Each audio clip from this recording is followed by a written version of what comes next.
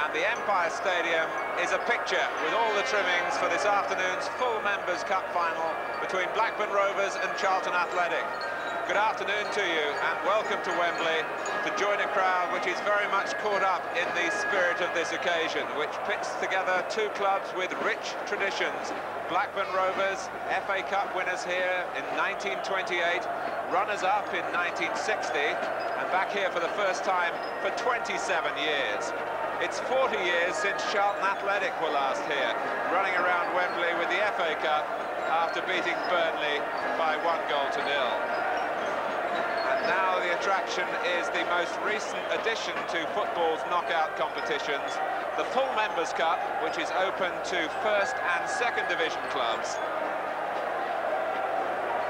The red and white of Charlton Athletic against the blue and white of Blackburn Rovers, and there's no doubt that here Blackburn are the better represented. That's the Charlton end of the ground. Not such a long journey, of course, but up in the northwest, Blackburn Rovers' progress here has really brought a revival in spirit in the Blackburn area. It's a grand day out for them, and they've come down the motorway in their thousands, estimated 20,000 supporters here for Blackburn. They'd be pleased to get that for a second division game at Ewood Park. Alongside me, I'm delighted to welcome the Tottenham manager, David Pleat, who of course is hoping to be here at Wembley for the FA Cup final. There's still a semi-final to negotiate, of course. David, it does promise to be a fascinating occasion. Yes, I'm sure we can look forward to a very bright and breezy game.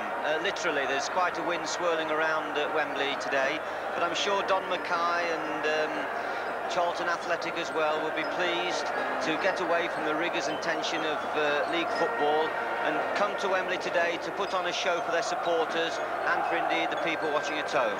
It looks like a very competitive, but looks like a very good and entertaining confrontation. Well, we can show you how the teams arrived at this final.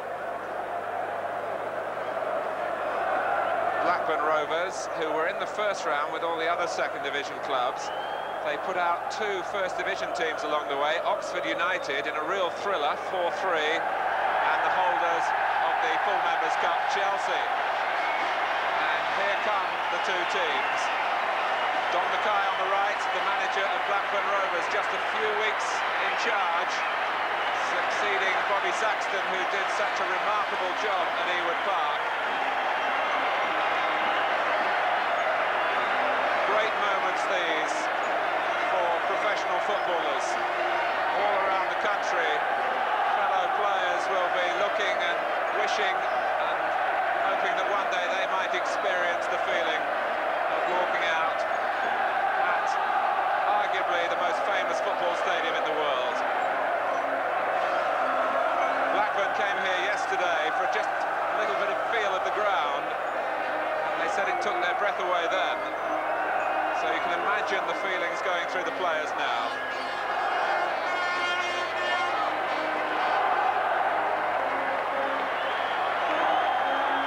Looking around and hoping to remember and savour these moments. It passes so quickly on finals day. And they line up for the presentation to the guest of honour, Billy Wright, one of the all-time greats of the game. The impression again here, David Pleat, is of the vastness of the Blackburn support.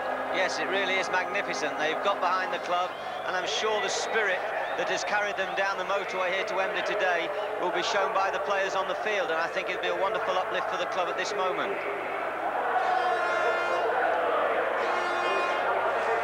Blackburn fighting to get away from the bottom areas of the second division. Charlton Athletic very much in the toils in the first division.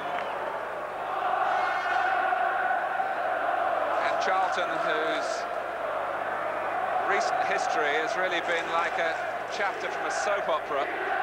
They nearly went out of business as Billy Wright is introduced by the Charlton captain, Steve Thompson. to his players. Graham Kelly, the Secretary of the Football Association, also making up the official party there. But Charlton nearly out of business, and then the controversial ground sharing scheme which upset a lot of their loyal fans when they moved from the Valley, from south-east London to South London to Selhurst Park, where they share with Crystal Palace. And that very season, Lenny Lawrence in the light suit there managed to lift Charlton from all their problems into the First Division for the first time for 30 years.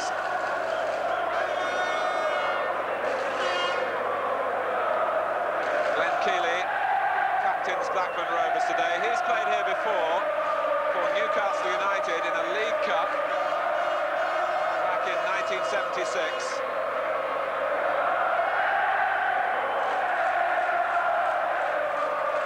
Billy Wright, 105 England caps, many of them here in those post-war years. Billy retired as a player in 1959 and just missed Wolves beating Blackburn the following year, but he did win an FA Cup medal in 1949, then went on to manage Arsenal for a spell, and for the past 20 years he's been a senior sports executive in independent television.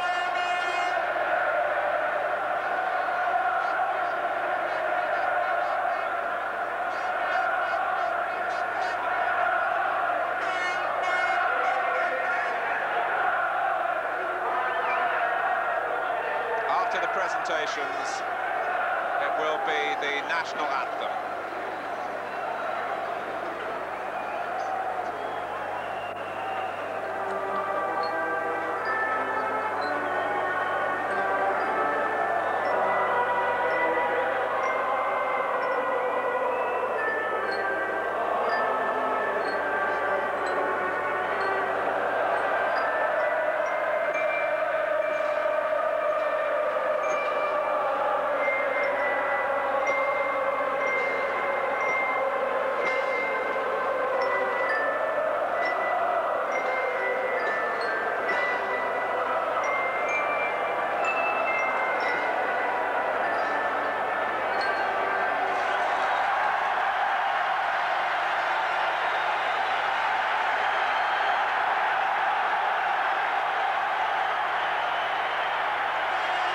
Formalities are over.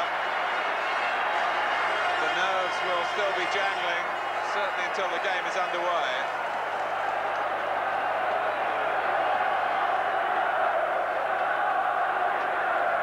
So let's introduce you to the two teams. Blackburn Rovers have Vince O'Keefe in goal, Chris Price the right back, Chris Sully on loan from Dundee United at left back, Simon Barker, an England under-21 international in midfield, Glenn Keely, the centre-back and captain, David Mayle, his partner, in the centre of the defence. Ian Miller is a flying winger, Alan Ainscough very experienced in midfield, Colin Hendry and Simon Garner, the two strikers, and Scott Sellers from Leeds United on the left of midfield. The two substitutes, Mark Patterson and Jim Brannigan.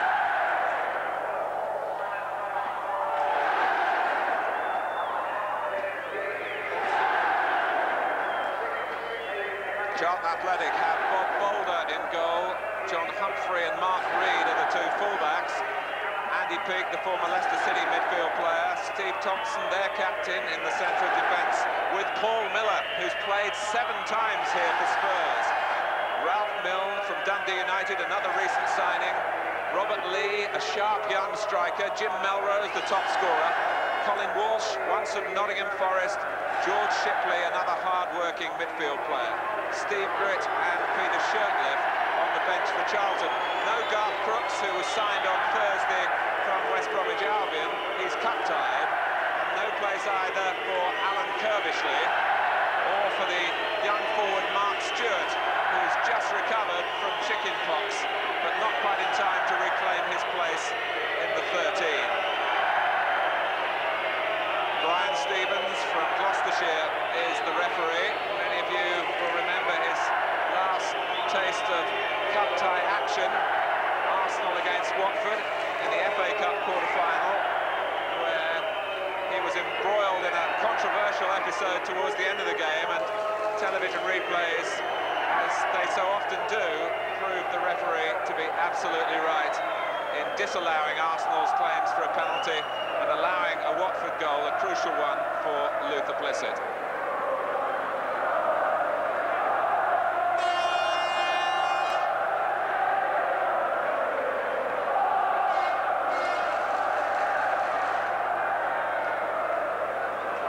Steve Thompson, a late entrant into the ranks of the full-time players. I think he was 25 before he made his league debut with Lincoln.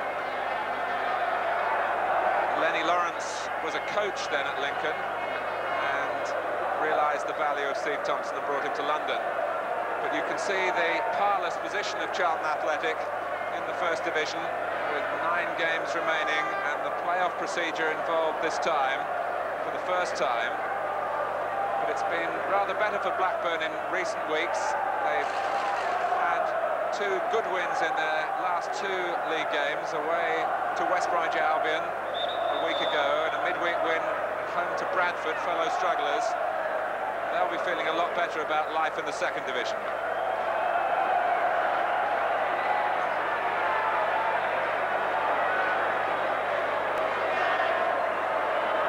And as I said earlier, clubs with great tradition in the game. Blackburn Rovers, FA Cup winners 3 years in a row back in the 19th century, and then twice at Wembley. Charlton here in the first 2 FA Cup finals after the Second World War. Both, incidentally, went to extra time, and we would have extra time today if it's level after 90 minutes. If it was level after extra time, then the penalty shootout would be brought into operation.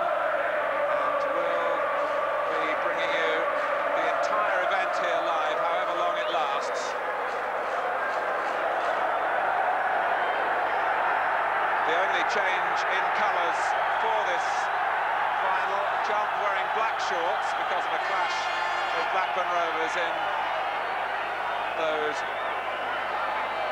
very easy to remember blue and white halves of a club that was a founder member of the Football League.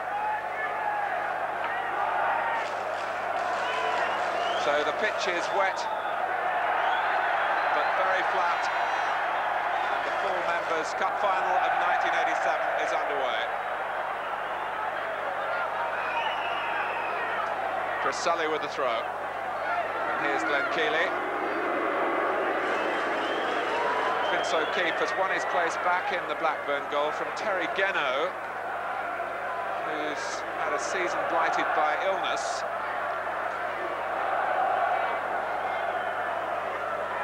Simon Garner, the fair hair of Colin Hendry, only his 6th game for Blackburn. The linesman is flagging and the referee a little slow to spot it for offside way on the far side. David Plea, what sort of match do you expect us to see here? I think both sides are going to play. I don't think they're going to push out too much in condensed space. I think there'll be an interesting confrontation in midfield between Peake and Walsh, who are both talented with the ball, and Ainscough and the young boy Barker, who's attracted a lot of attention from clubs in higher division. This is Ralph Milne, stopped by Scott Sellers, taken up by Sully, who was a winger in his early days with Chelsea, then moved on to Bournemouth.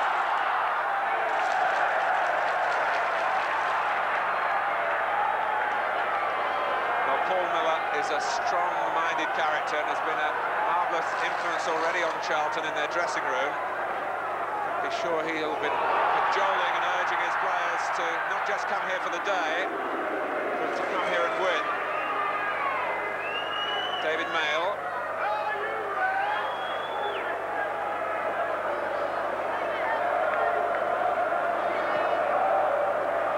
Blackburn Rovers have won 4 of their last 5 games.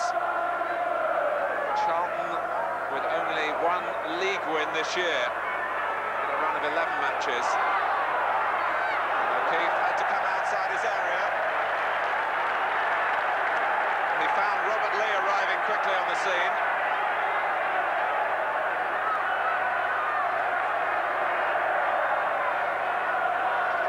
Mark Reed, one of Charlton's Scotsmen. Lee, that's a lovely turn. Melrose in the middle. Lee only passed the fitness test. yesterday. Ralph Milne there was waiting in the middle too, but it was Robert Lee who turned sharply.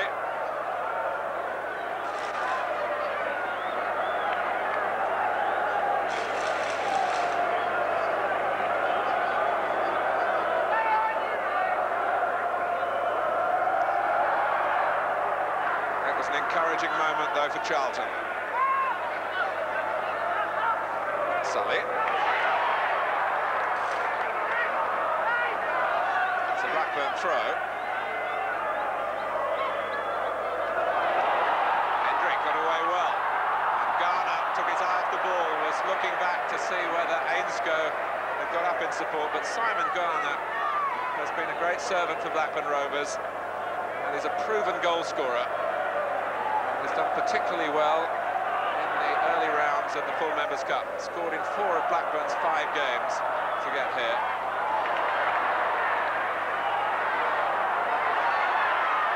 Melrose let it run, thinking that Peake might be able to break in behind him. This is Garner. Sellers. Hendry is there. Good sensible header down for Sully. It's Garner at the back post. And the game's first corner goes to Blackburn Rovers. That was a splendid flowing move by Blackburn. They quickly got the cobwebs out of their system. I'm sure they're going to settle down very quickly, spurred on by such a large contingent of supporters. They're attacking the goal behind which so many of their supporters are massed. Keeley and Mail, the two central defenders, are up at the near post, and David Mail doing enough to make Boulder and Steve Thompson have some anxiety.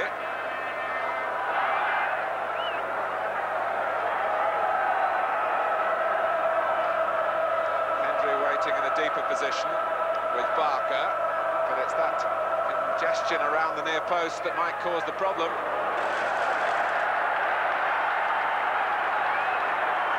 It's a nightmare for Boulder covering those balls. There's 5-6 foot players in front of him.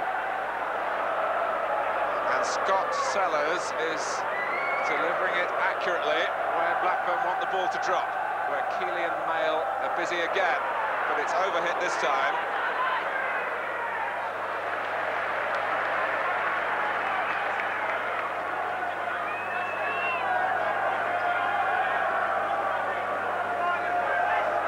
Boulder has been here before as a Liverpool substitute in 2 Charity Shields. He's not a Wembley novice, but Hendry bearing down on his goal. Milne. Melrose chasing, and Mail was there first. Started his league career with Aston Villa, did David Mail.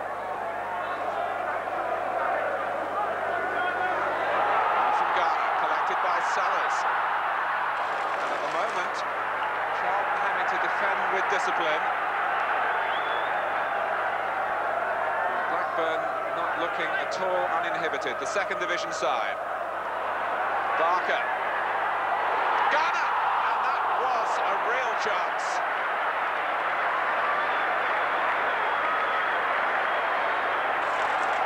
Charlton unable to deal with the cross. It was one of those he didn't expect, Martin, coming off the Charlton defender so quickly. He'll regret it because it was a start that Blackburn could have done with there. And it would have been in keeping with the balance of play in the opening 7 minutes after that bright Charlton beginning with Robert Lee's turn and cross shot that wasn't too far away. It's been all Blackburn since then. And Garner very much to the fore. Here's Lee, stretching Mail. Melrose going to the near post, and Robert Lee couldn't supply the cross.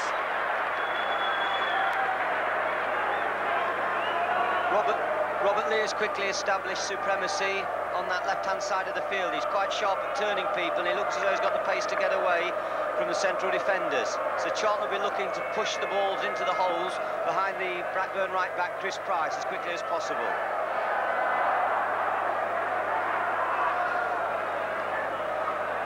There's a similarity, really, between the two sides, David. Basically 4 in midfield. That's right, Martin. Yeah, 4 in midfield, both got orthodox outside rights, tucking back, and that's Ralph Milne and Ian Miller on the other side. Both Scotsmen. Maybe that's where you have to go to look for your wingers these days. Keeley didn't quite time the jump, and Melrose, another Scot. Jim Melrose is quite an interesting character.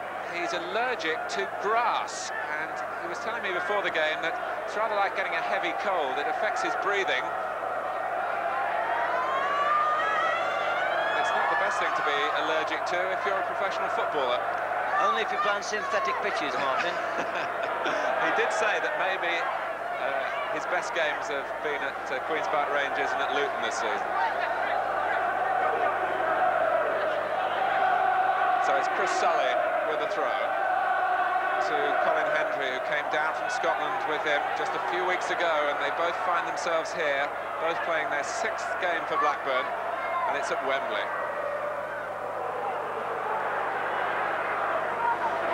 Back from Chris Price.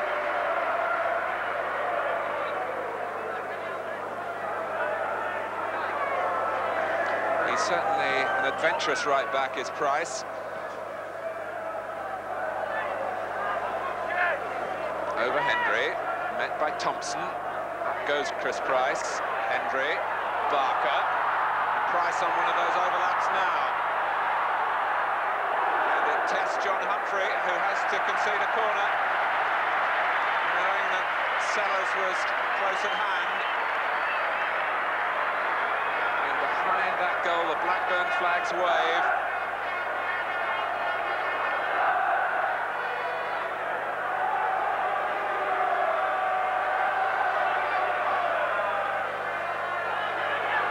Boulder takes it well.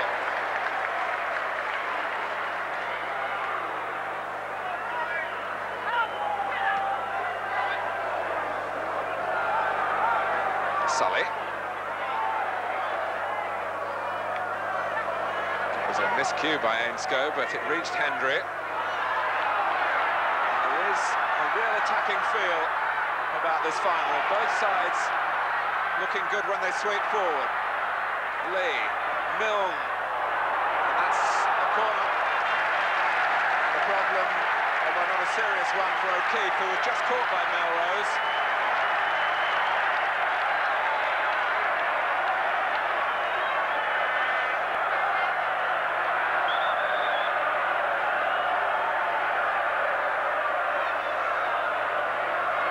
And before Colin Walsh can take the corner for Charlton,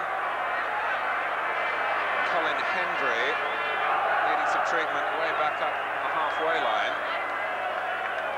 Jim Walker is the Blackburn physiotherapist.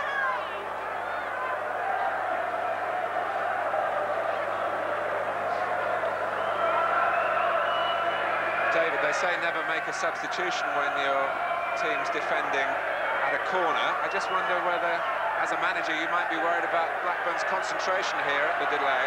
No, that would be right. I think it's a good adage, but the boy Henry obviously wasn't involved. He's not involved in marking situations, so there wouldn't be a problem if they wished to make a change. But he seems okay. Well, Wood, lucky to get a second go at it, and now takes on Miller and gets past him. And here is Ian Miller, who's quick when he gets into his stride. Ainscough has given it away. And so too for Charlton as Humphrey.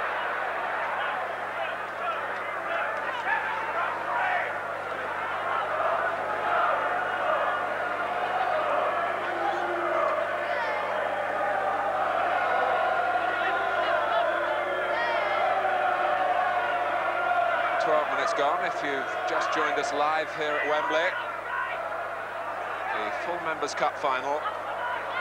Blackburn Rovers 0, Charlton Athletic 0. Goalmouth incidents already at both ends. Thompson losing out to Ainscough. He retrieved the situation at the cost of a throw.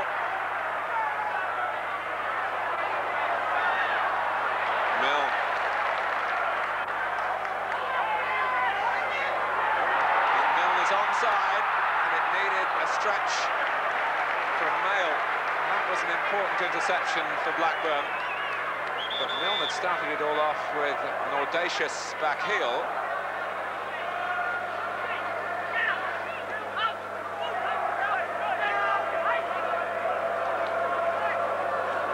Well, the linesman on the far side had spotted an infringement, but it didn't look to me as though it was offside against Milne, who was making up ground.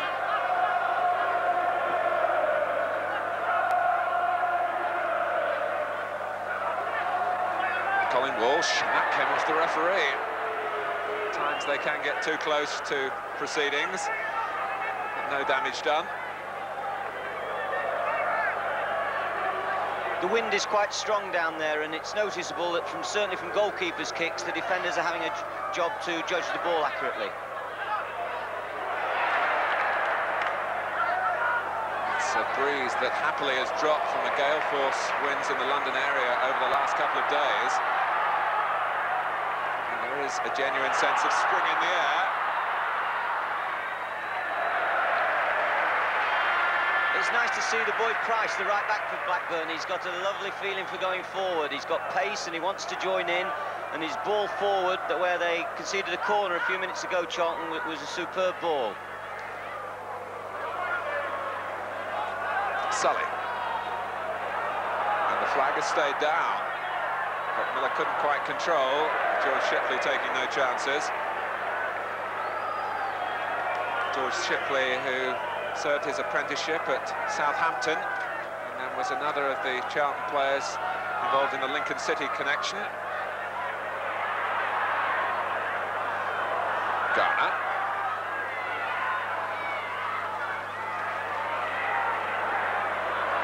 Peak. There was no way back to the goalkeeper.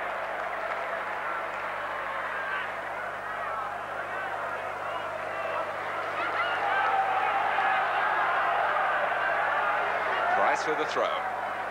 Swept on by Ainscough. Hendry looking to try and get in at the back behind Paul Miller.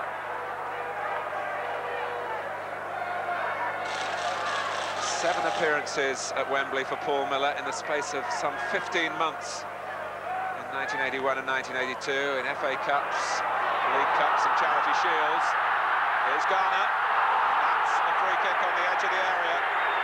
Combination of Humphrey and Thompson doing the damage.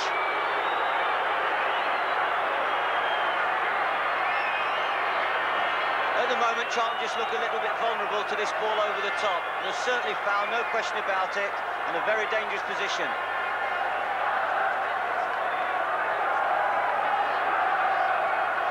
Over the years, Simon Garner has really responded to the big occasions for Blackburn.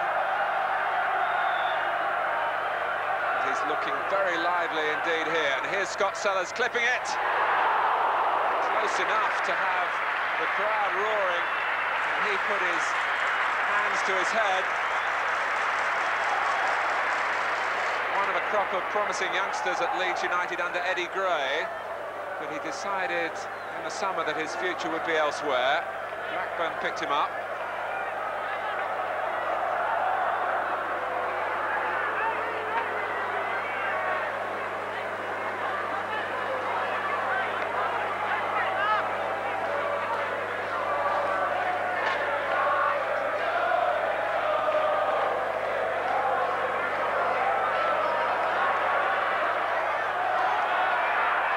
Sully having to cover infield, a rather weak header by Price.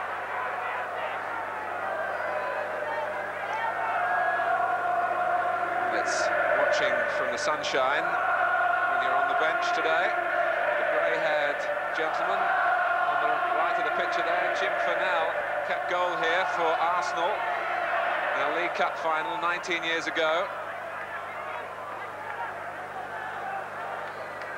And it was a controversial goal that Arsenal lost to that day to Leeds, and Jim Fennell still remembers what he believes a foul by Jack Charlton that impeded his efforts to deal with the corner. I think it was Terry Cooper who struck the winning goal.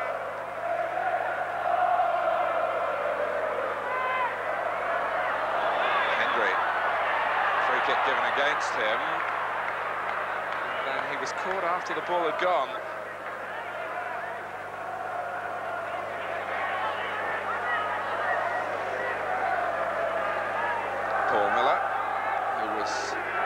Sold to Charlton by David Pleat.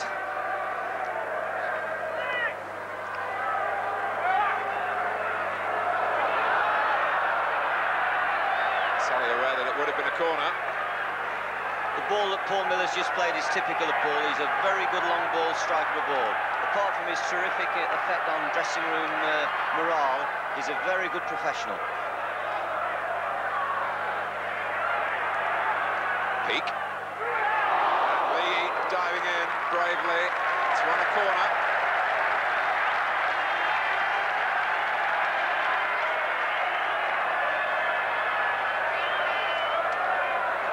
There's a lovely thing about this match that so far the attackers are doing rather better than the defenders. Thompson beaten, collected by Shipley, back in from Melrose. Walsh is there, and so too for Blackburn is O'Keefe.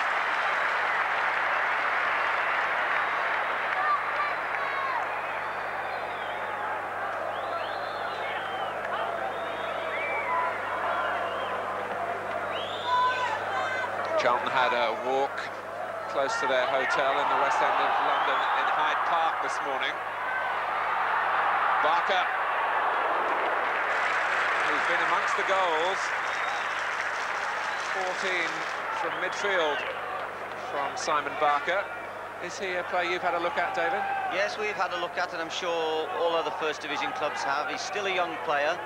He suffered with the disappointments that Blackburn have suffered as the team broke up during the last couple of seasons. They had a very strong side, which Bob Saxton did marvellously well with. Of course, then it was an ageing side, and as that side dispersed, then Simon Barker's had more responsibility for a young man on his own shoulders. But I'm sure he's got a big future ahead of him.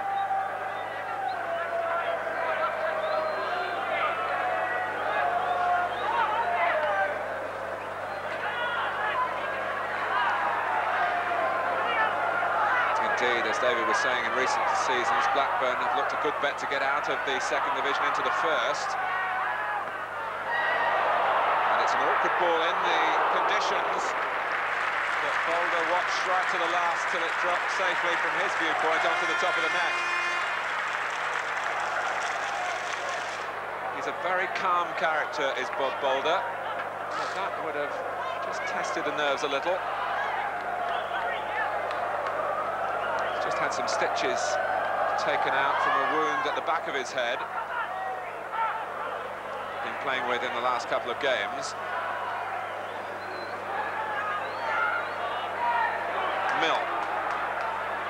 Melrose. To Walsh's left is Shipley and Mark Reed. Shipley. Three in the middle for Charlton. Reed supplies the cross, and the linesman flags for offside. In fact, the delay on the ball coming in didn't suit those waiting in the middle. Sellers trying to get it over the back again, where Garner has looked most alert. Humphrey. We talked about Chris Price as an attacking right-back, David, but John Humphrey has that reputation as well. Yes, he's a local lad. He started his football at local at team called Bourne Hall, and then he went to Wolverhampton. And I know Lenny Lawrence is very pleased with him this year. He's played a forceful game for them from that full-back position. This is Mill finding himself infield with a trick or two, and it's a free kick, won by the trickery of Ralph Mill. A lot of European experience with Dundee United. He scored a lot of goals for Dundee United in European matches. And he's played in 4 finals for his former club and never been on the winning side. But he's earned Charlton a free kick here,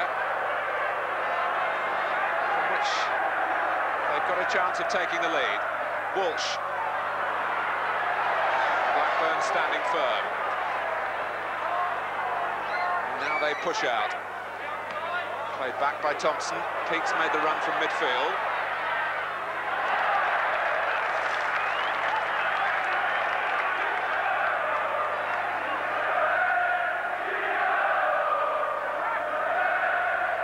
Keely's header. And in Barker. Here's Lee. Now Shipley. And Reed. Melrose didn't really want it.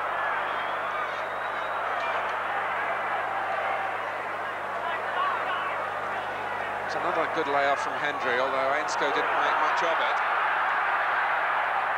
Melrose was more alert this time.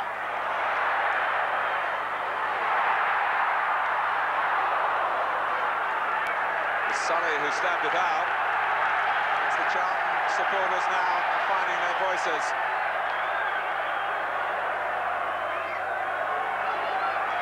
Walsh looking for Lee. Keeley, the master in the air. And certainly Charlton don't have a great deal of height in their attacking players, having sold their tallest forward, John Pearson, to Leeds United.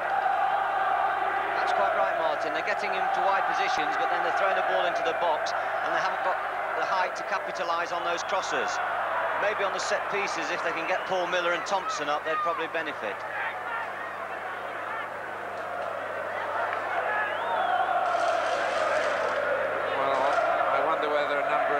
Charlton fans have come to Wembley but won't go to Selhurst Park. That's still a problem that the club have to solve.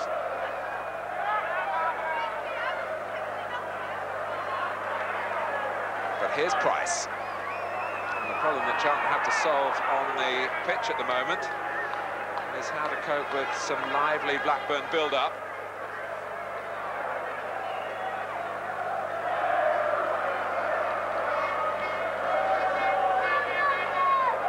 Shipley, found by Walsh's header. Lee, turning this time but running out of room. When he was a lad, Robert Lee used to operate a turnstile at the Valley, so he's Charlton Athletic through and through. I wonder if he got paid for that, Martin.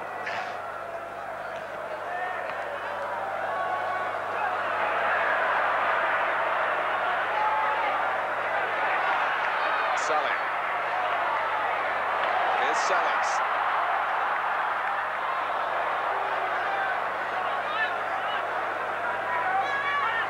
Blackburn do have a left-footed left-back and a very left-sided midfield player in Sellers, so there's a nice balance to the shape of their team.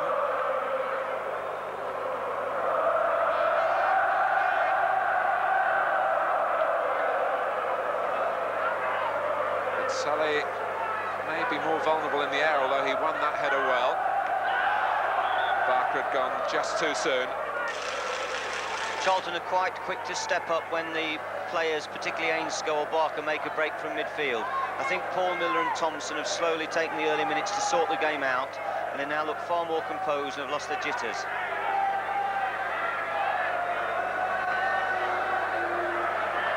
Mill. Ainsko getting it forward, Garner having to deal with an awkward bounce, and having lost it, one number 10 brought down the other. And how nice it is to see that the foul only produces smiles from both parties.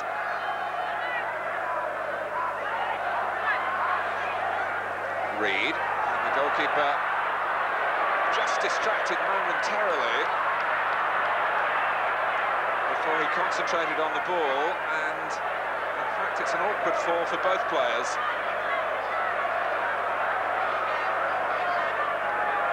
O'Keefe was aware that Steve Thompson was coming in, who's perhaps the most forceful Charlton player in a physical sense. Well, it's nice to see the goalkeeper's recovered. Thompson actually turned his back away from the goalkeeper and was accidentally caught. But I don't think there was any malice in that challenge whatsoever. Jim Walker reassuring Vince O'Keefe. I wouldn't be surprised if Thompson was cut there, Martin.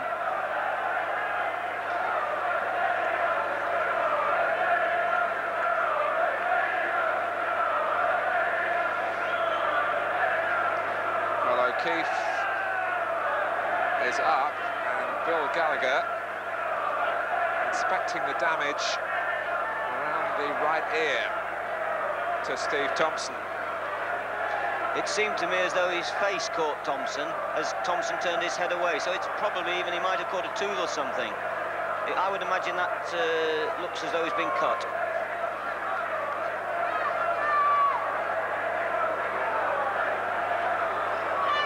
Well, he's a very tough man, Steve Thompson. He's waited a long time, 31 years old now, for his Wembley day. I believe he did play in a semi-final in the FA Trophy in his non-league days. So Wembley was beckoning for him then, and he didn't make it. He was an absolute rock also at Lincoln City, Martin, with the boy Peake, who's done so well at Coventry, Nuneaton and then Coventry. They form the basis of a very powerful Lincoln side managed by Colin Murphy. And coached for a while by Lenny Lawrence. That is quite right, of course. Lenny served his apprenticeship at Sincil Bank. And Thompson typically winning the first header required of him, after responding to the attentions of Bill Gallagher.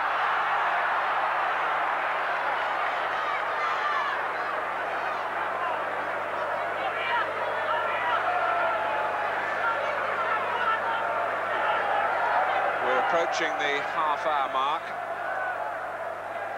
and it's still Blackburn Rovers 0, Charlton Athletic 0. Lee.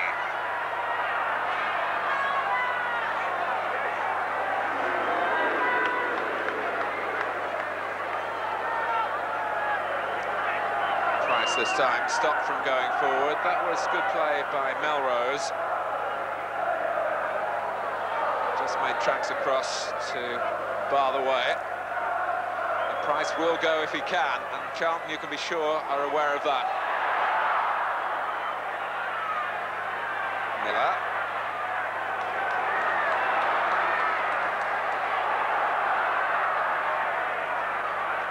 And Keeley and Mail able to take the sting out of the long ball forward.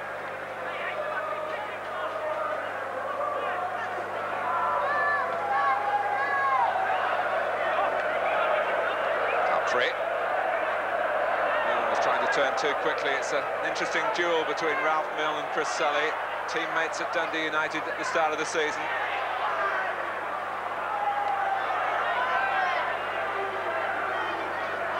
I get the feeling that Charlton should try and work the ball more in midfield. Peake, Shipley and certainly Walsh can all work a ball, but at the moment they're trying to hit the spaces and hit the longer ball for Melrose and Lee, who haven't got that much power, although they've got a little bit of pace. Particularly as it's windy as well.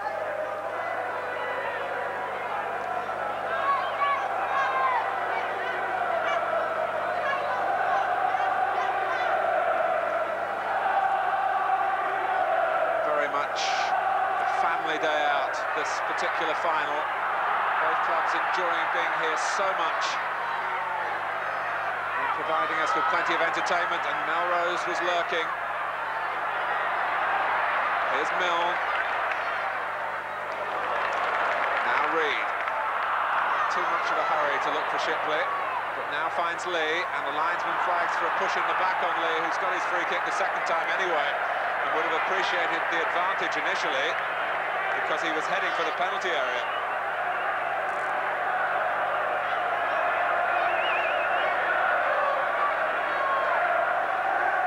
So what can Charlton Athletic come up with here?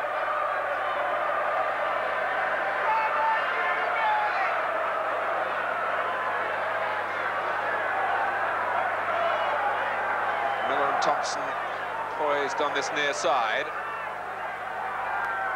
In from Walsh. Out from Hendry. Everything ahead of John Humphrey. And furthest forward is Steve Thompson.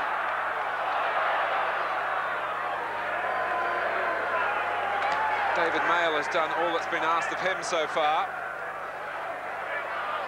A successor to a great Blackburn Rovers servant, Derek Fazakerley. Humphrey. Handball by Mail, but again it was right on the edge.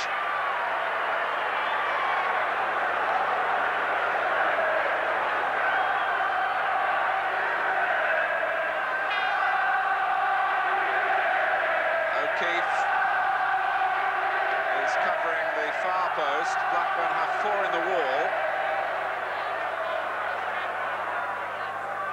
Walsh can't bypass the wall again. Ian Miller got it clear. Reed covering.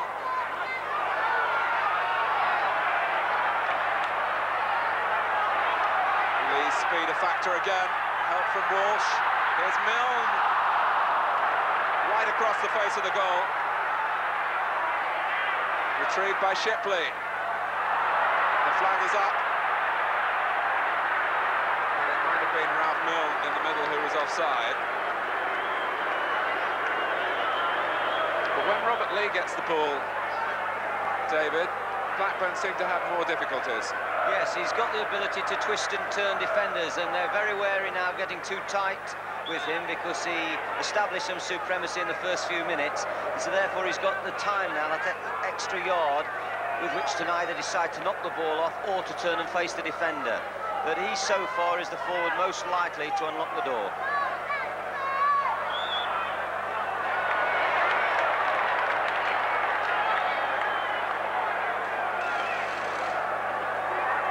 Reed.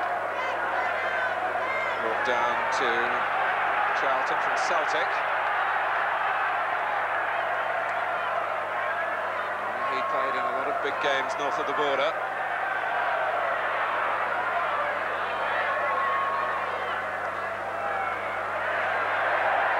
The linesman indicated for a free kick to Charlton, and the referee thought otherwise.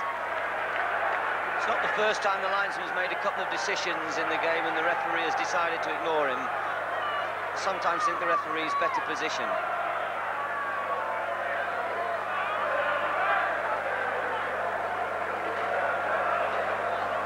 Melrose. And no one on the far side from Peake's position as he played in the cross.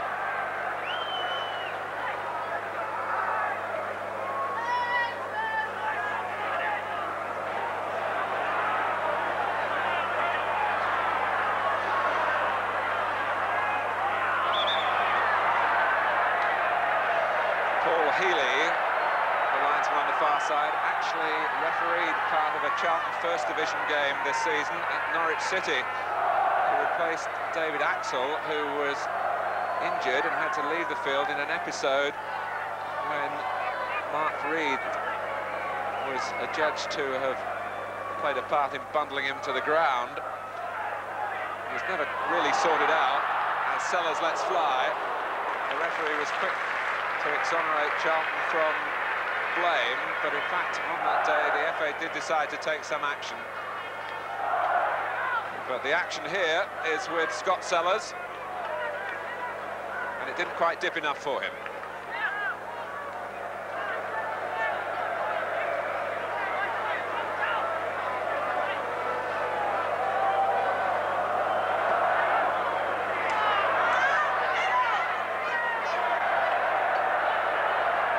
Saw Bob Boulder scratching his head then after that kick. I think the wind's playing a few tricks out there.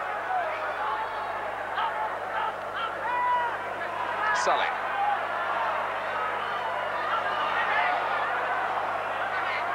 Barker, that was cheekily done against Lee, but Peake won it back and Lee is onside. Melrose sensing possibilities in the middle, joined by Walsh. Milne was rather sold short by Lee. Steve Thompson. Peake is there, and Walsh. But Ian Miller can gallop. And Shipley, although he gave away a free kick, maybe served his side well. I would like to see Blackburn get the ball out more to Miller. Miller and Price seem to have the possibilities of pace down that side, but so far they haven't received enough supply.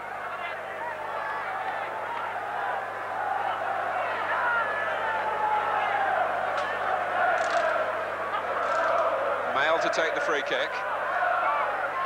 Hendry jumped well, out by Reed.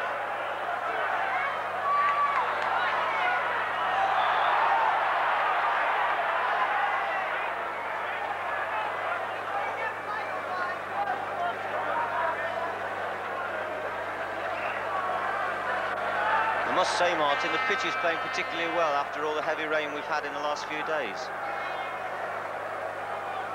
Don Mackay, the Blackburn manager, was telling me last night, David, that he was planning to take his players out for a little kick around this morning on the roughest park pitch he could find, so that they would really appreciate the feel for the ball here.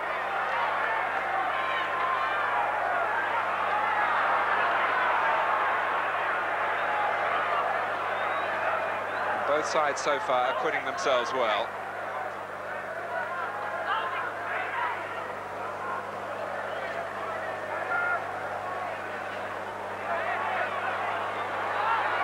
Paul Miller and Hendry, in fact left it to Hendry to make the header, then Ian Miller for Blackburn. Price nipping in, his speed does catch people out.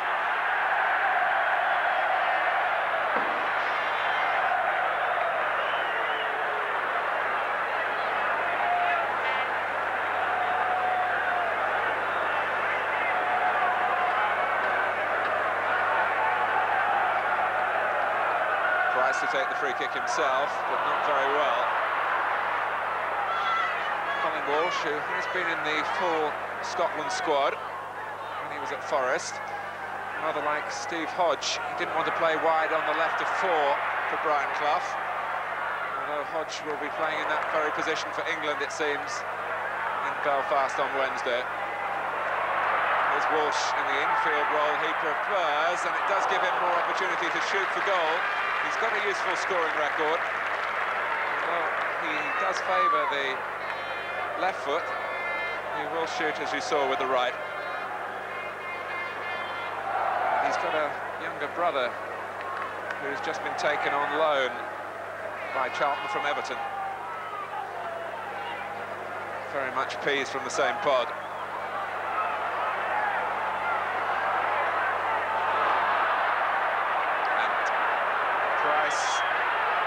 In trouble.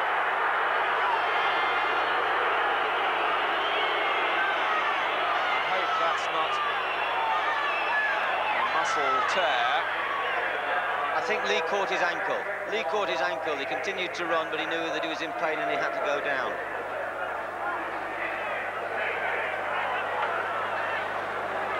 Both sides allowed to name 2 substitutes, and Price back on his feet, waiting for the pain to evaporate. Jim Brannigan having a look to see whether he's required. I would hate to think that Lee had got instructions from the box to slow Price down.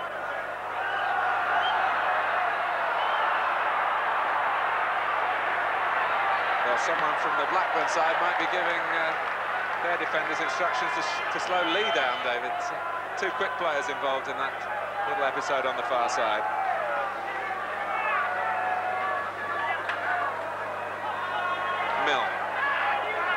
Melrose had time to look and was over-ambitious, really, in the range of his passing. Played forward by Paul Miller for Walsh. Foul by Keeley. Glenn Keeley's had a long career. I often feel he's been a little bit unlucky. More on that in a moment. It's a corner for Charlton. Glenn Keeley went to Everton a few years ago on loan and was sent off playing for Everton against Liverpool. That was his only game for Everton. You can't get more unlucky than that.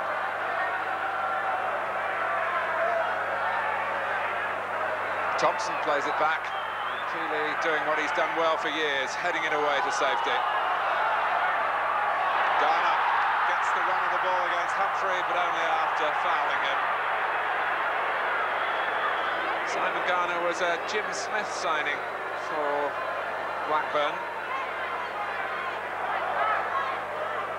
Jim Smith now the manager at Queen's Park Rangers. Really first came to the fore at Blackburn. He picked a very attack-minding side in his days there. Melrose doing well. And Milne, O'Keefe saved it. Melrose was going for goal, and it rolled on invitingly for Ralph Milne, but O'Keefe made an important save.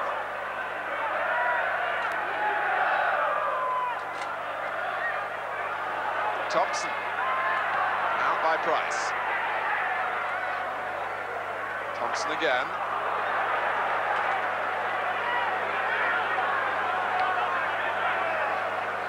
Vince O'Keefe might have been committed one way for the original shot then, David, and had to react again. He did well to get the block. Thompson missed it. Garner took it up. Henry's onside, and then Garner got a little close to him, but Henry, who is a defender really, showing his tackling qualities, and it was Ian Miller finding Boulder's hands beating him. But Garner, who crossed then, is in some distress. And that would be a worry for Blackburn. I don't think even his teammates realise at the moment that Garner is stretching and flexing a thigh muscle.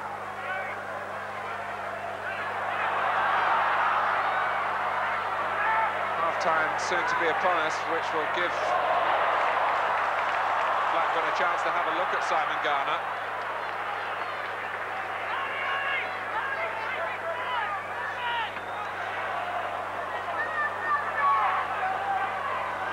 We're into the last minute of the first 45. Humphrey.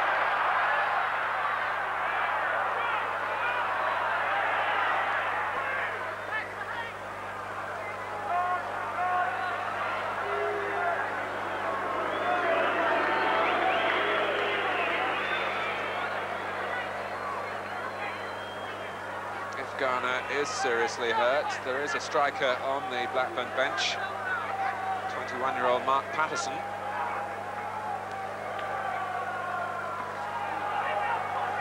the moment, Simon Garner just trying to run the injury off.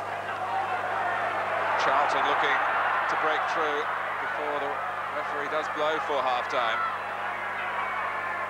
Stoppage time he's playing now. Walsh. Shipley. But again, the problem of being precise with the cross without any genuine physical power in the Blackburn penalty area from the Charlton front line. They've got to be more deliberate. Lee trying to work for a position. Help from Walsh. And Melrose going in, but Milne and I think Paul Miller, who was up there trying to provide that thrust, have gone offside. One of the problems that Charlton appear to have, I know the ball is ferried out to Shipley in the widest of the left-hand side position. He has to come back on his right foot to play a precise ball in field again, and they lose the momentum of the attack. Whereas I'm quite sure if Walsh was in the wider position, he could curl the ball with his left foot around the back of the defence, which would give the forwards a greater chance of getting a strike at goal. Paul Miller.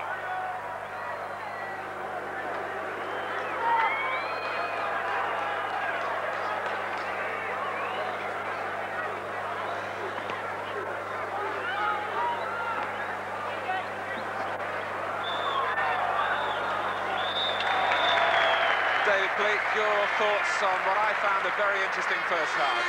Yes, there's a few jitters, particularly from the Charlton players at the start of the game. Blackburn settled very well, forced one or two corners, had a wonderful chance, struck over the bar, may have come in a hurry.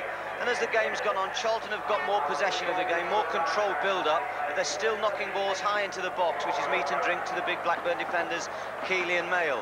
But at the moment, it's nicely balanced, and I'm sure we're in for a good second half. So, no goals in the first 45 minutes. Remember, if there are no goals in the second half, we go to extra time. But at half-time at Wembley in the Full Members' Cup final, it's Blackburn Rovers 0, Charlton Athletic 0. One thing that's different this year, and maybe was a factor last year, that both teams had played 24 hours earlier, played their league games, but the league have let them off that this year. Yeah, well, I think it's a big occasion for the clubs, and also you've got to remember the supporters. The Blackburn supporters would have set off early this morning, and it is a once-in-a-lifetime experience to be at Wembley, so I think the Football League were quite right. they might have had no problem postponing Charlton's game yesterday because they were playing Chelsea, who of course went through that experience a year ago and in fact got embroiled in a bit of a protest with Oxford United over the fixture on the Saturday.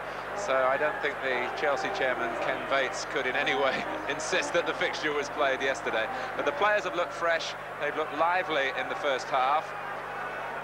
And they have, both clubs, may I remind you, have worked so hard to get to this final already. Blackburn Rovers beat Huddersfield Town early in the season. They won that away 2-1. Then they beat Sheffield United. Oxford United were the next opponents. A marvellous match, that 4-3, played at Ewood Park. Then Chelsea, who we've just seen win the Full Members' Cup a year ago, obviously determined to try and keep their hands on the trophy.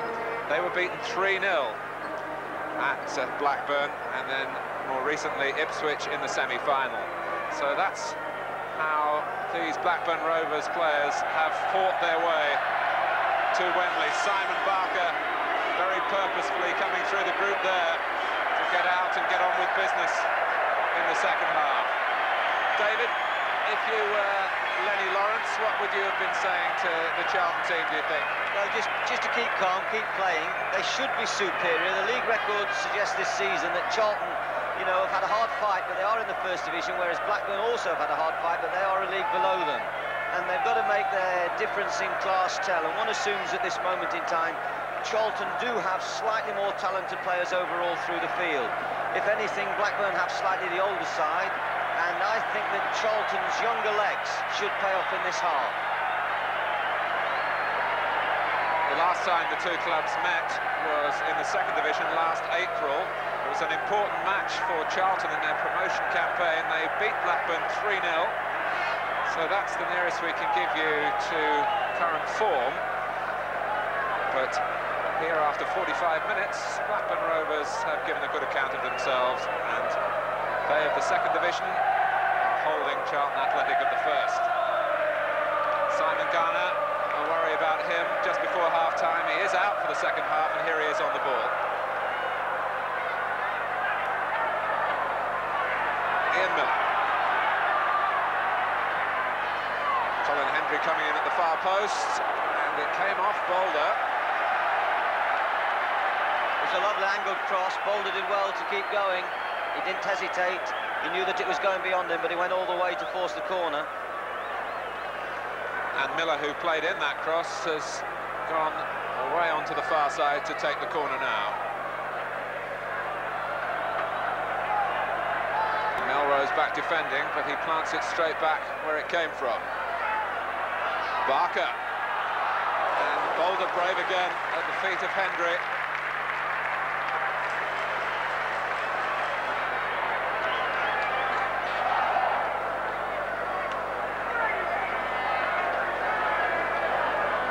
Bob Boulder did well there to smother that. He's a real gentle giant, is Bob. I had him at Luton for a while on loan from Sunderland, and he was going through a bad time. He'd been at Liverpool, not established himself, which is difficult to do there.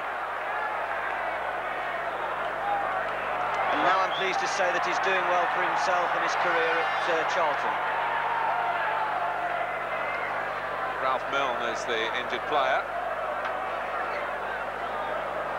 He's another of the new acquisitions. Charlton have certainly had a crack at bolstering their playing staff to stay in the first division.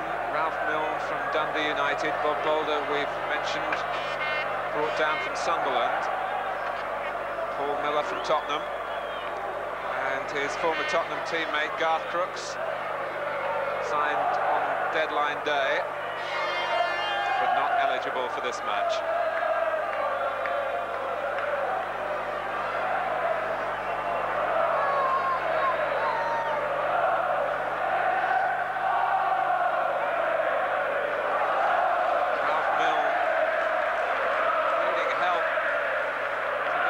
His feet. Wembley is always the perfect occasion for a final of any competition, and how good it is as we really enter the final season here to have a bright day, a good crowd, and a highly competitive match to bring to you. And O'Keefe in trouble with his own defender, and it was Peake who shot wide. David Mayle was the player who didn't respond to his goalkeeper's call, or didn't hear the call. I'm sure you get two different versions of that episode, David, from the two players. Or even responded late if he gave a late call, and that's possibly what's happened on that occasion. He was preparing to get the ball away, and at the last minute Boulder called. And of course, by that time he couldn't get himself out of the situation.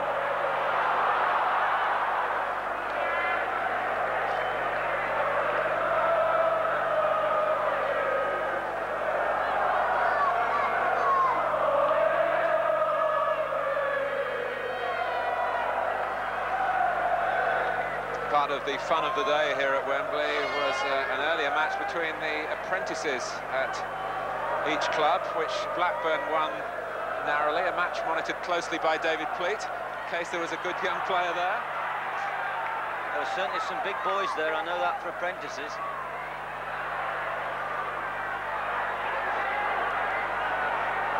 Walsh.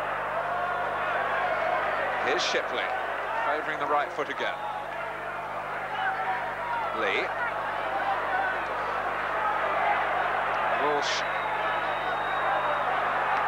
Now Paul Miller. David, you were making the point in the first half about George Shipley having to use his right foot, and that Colin Walsh would be perhaps better employed out there. Maybe it's a time where players have to be told what their best position is. Colin Walsh certainly, and I've talked to him about it, wants the involvement of the more central role.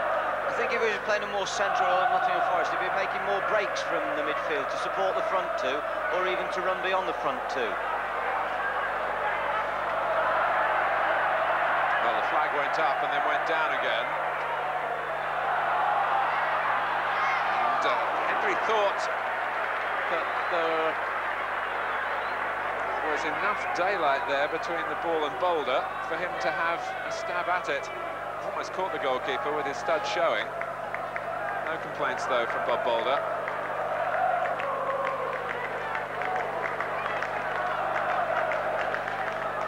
You made a point, Martin, about the apprentices before the game, which I thought was a lovely touch. There's also another nice little thing about today. The ball boys are from both Blackburn and I think the South London Association Croydon schoolboys, and that's nice.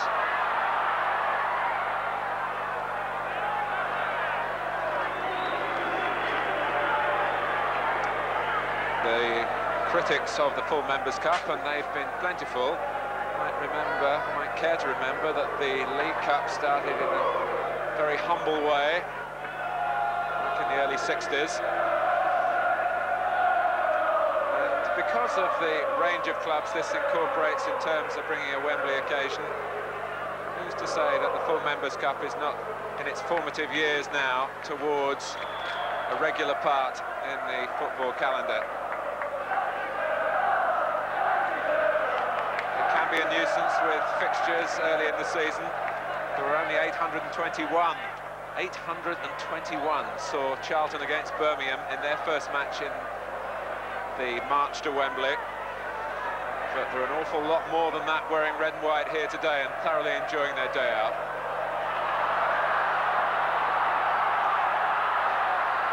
Simon Barker. Blocked by Thompson, but by the body, not the hand. Milne turning on the edge of his own area, but got away with it.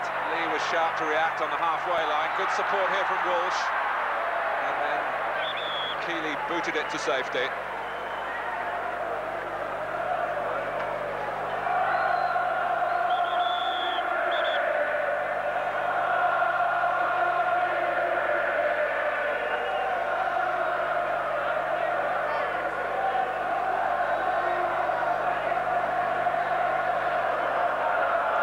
Jumping against David Mayle, it drops for Shipley,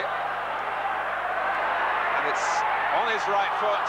He worked hard there to make an opening, could have let fly with the left. Yeah, he's a good dummy kicker, is the lad Shipley. Pretends to kick and then turns back again, and maybe just got a little bit too underneath that, but a good effort. So Certainly glory was beckoning for him then.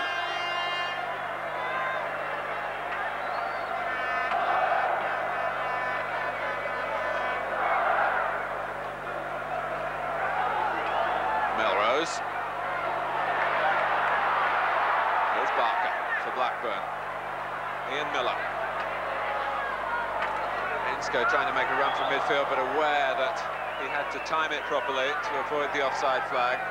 Paul Miller is excellent at organising a back four, and he likes to hold the line. So whenever Blackburn play the ball square or backwards, they will just step up a couple of yards. And if the Blackburn man is already on his way, invariably they'll be caught offside. There was a time at Spurs when Miller and Roberts played centre-back, and possibly to disguise a shade of lack of pace, they continually kept upfield and caught players running offside.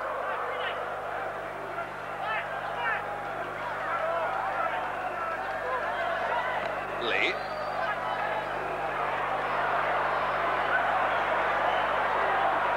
It'll be retrieved here for Blackburn by Chris Sully. And again, Paul Miller and his back four do the job.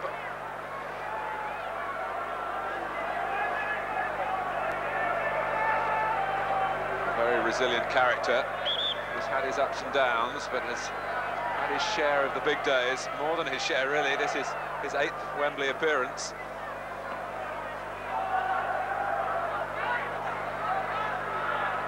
And Garner felt the force of Miller then, but Blackburn still have the ball with Chris Price. Now Miller is outside him, Hendry through the middle, and Price, when he sees the whites of the opposing goalposts, isn't frightened to accept the responsibility of going it alone. He's out of position now, and Mail misjudged to let Lee away. Sully to the rescue.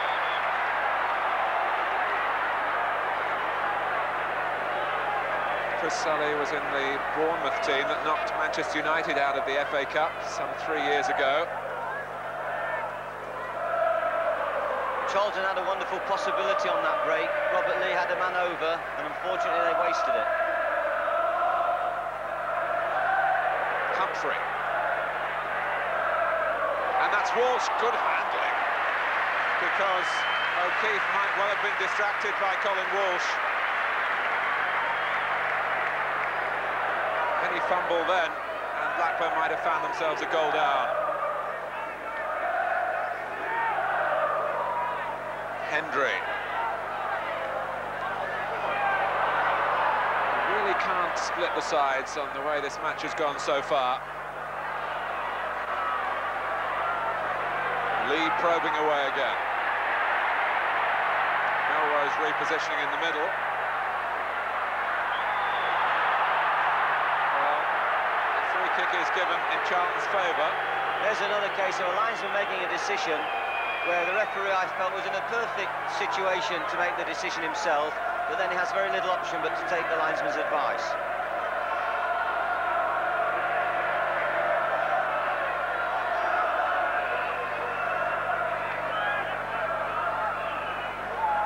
Milne was left unmarked. Maybe they were worried about Walsh's shooting power, and Milne had held his position on the edge of the area. It was a real chance, David. Yes, he tried to place the shot rather than go for power, and O'Keefe was down very quickly.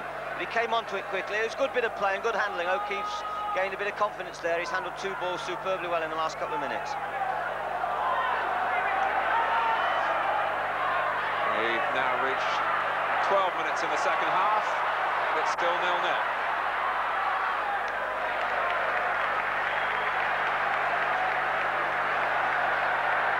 Chris Price.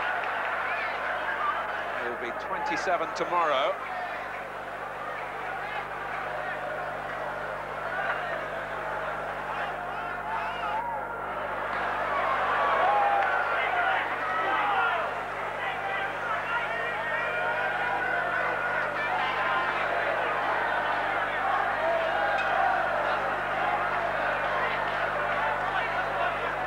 Reed waiting for the right movement for the throw. Shipley. Plenty of red shirts forward. Miller is one of them. And Thompson guarding at the back. Almost through to Melrose. It would have been interesting if that had got through. Miller.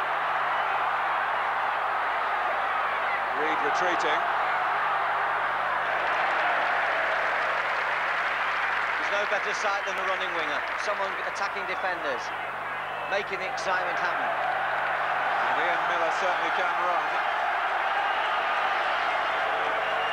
He was at the hub of that break that's brought Blackburn a corner. He used to run in the Powder Hall professional sprints north of the border, did Miller.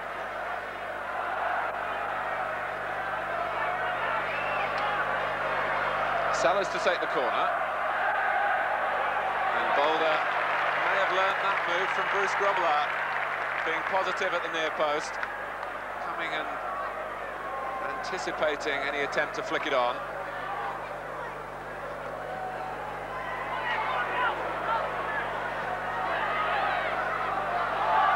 Melrose. Here's Mill.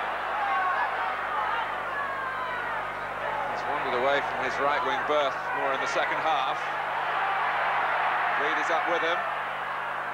It wasn't a pass that seemed to be going anywhere.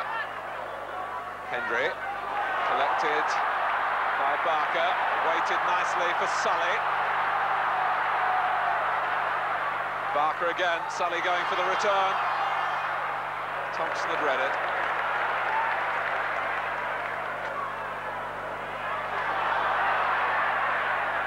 Lee getting bumped in the back by David Mayle, but the referee saw nothing wrong.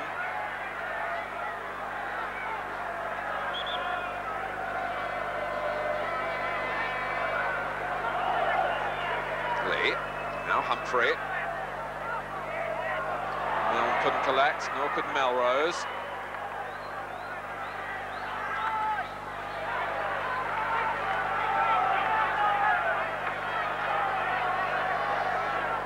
Well, I'm sure they're watching and wondering the outcome of this game.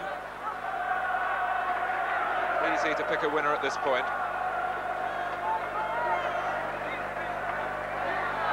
Garner. Here's Miller. Blackburn Rovers players flooding into the middle, and Sellers, it wasn't an easy ball to take. It looks wonderful if it flies into the top corner.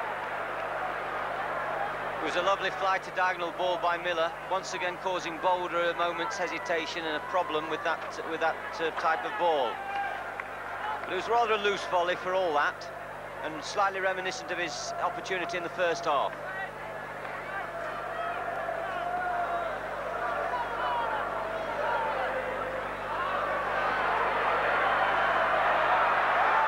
Milne back on the right. And bundled down.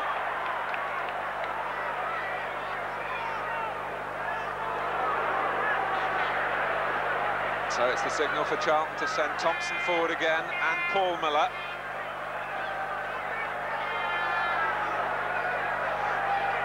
In from Peake. And that is Paul Miller, just beaten to it.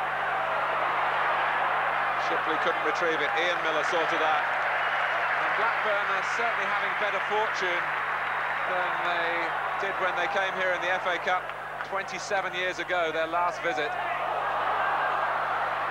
On that day, Derek Dugan put in a transfer request on the morning of the game, one of the Blackburn players. They lost an own goal in a 3-0 defeat, and they lost a player, Dave Whelan, with a broken leg.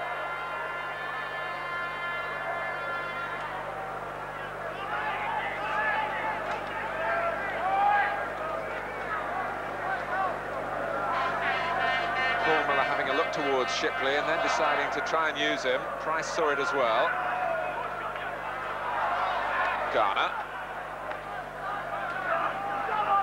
Simon Garner, more than 100 league goals for Blackburn.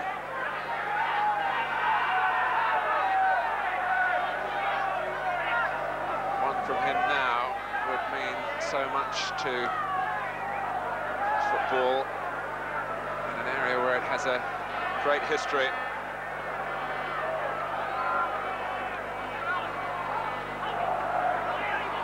Here is Garner. Shipley. Melrose. Barker busily organising Blackburn Rovers.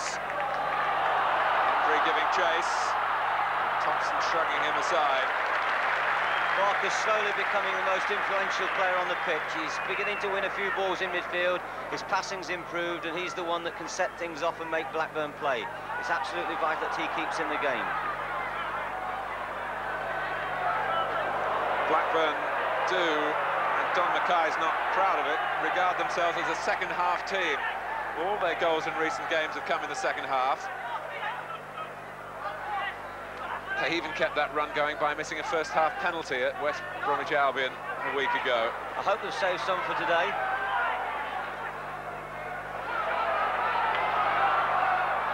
Paul Miller.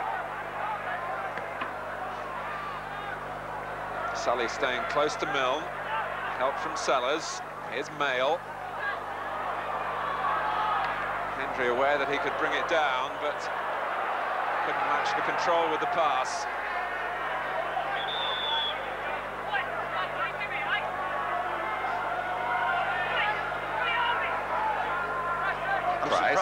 Sorry, David. I'm surprised there's not any movement from the bench yet, Martin. I haven't seen the substitutes warming up at any time during the game, and I feel, particularly on a quite cold day now and blustery day, so important to keep warm and keep every few minutes getting the legs going.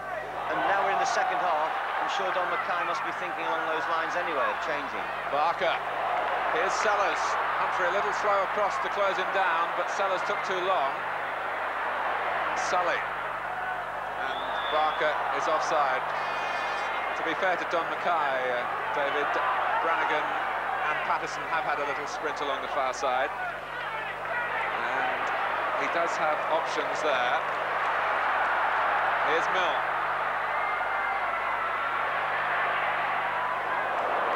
Keeley again, first to the ball in the air. Humphrey. Milne. Walsh. Trying to work a way through, and Ralph Milne couldn't beat a goalkeeper who is enjoying an excellent second half. And here's Garner, excitement at one end and at the other too. Garner neglecting Hendry in the middle.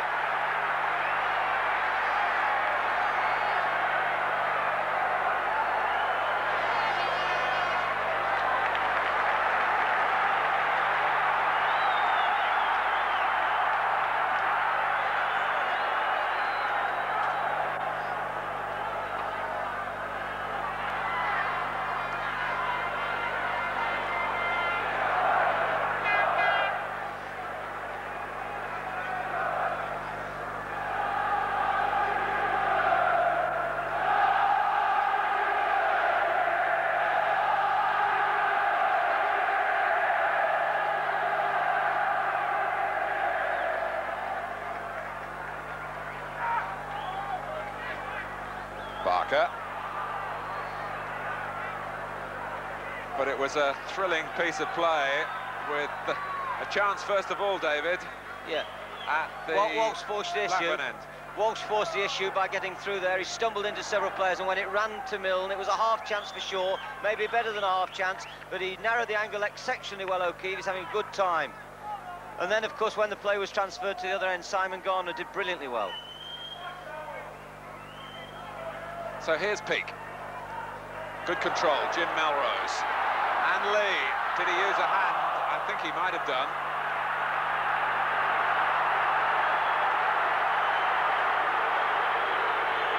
Well, handball is not given. A corner is the decision of referee Brian Stevens. And that's why you're hearing some whistles from the Blackburn end.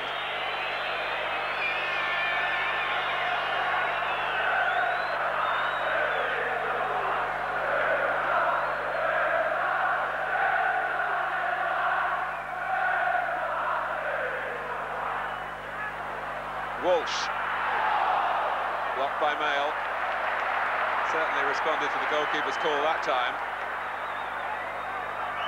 Prince O'Keefe has travelled the highways and the byways of the Football League to earn a living as a professional goalkeeper, and really for his persistence in making a career for himself, He deserves the thrills he's getting, I'm sure, inside for his goalkeeping, particularly in the second half, which will have been admired, I'm sure, in the Goalkeepers' Union by Bob Boulder from the other end. Goalkeepers are strange animals, David. They often seem to be more friendly with the opposition goalkeeper than with their own teammates. Yes, I think goalkeeping, it's very much a personal thing. They're all in the same union, they all have the same job to do, and they all talk amongst themselves about their own experiences. They are, if you like, although they're outfield players, they're very, very much specialist people. It's very much like that, I can tell you, in the world of football commentators. Maybe it's a similar job. One mistake and you're sunk.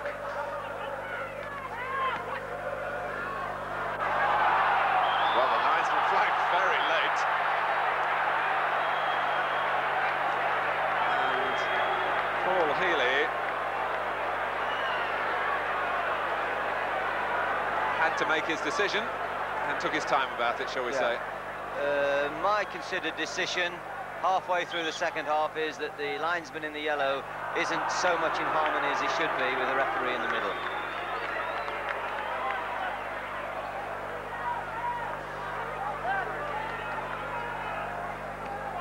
Brian Stevens, like everybody involved today, very much enjoying the occasion and making the most of it. Melrose. Sully covered some ground to make that interception. Sellers has given it away, and there were teammates committed, and Milne might punish that error. Here's Lee. Milne sent flying off the ball, but the referee allowing play to go on. In fact, it's Milne's chance, and he'd hardly recovered his balance, and he certainly hadn't recovered his composure.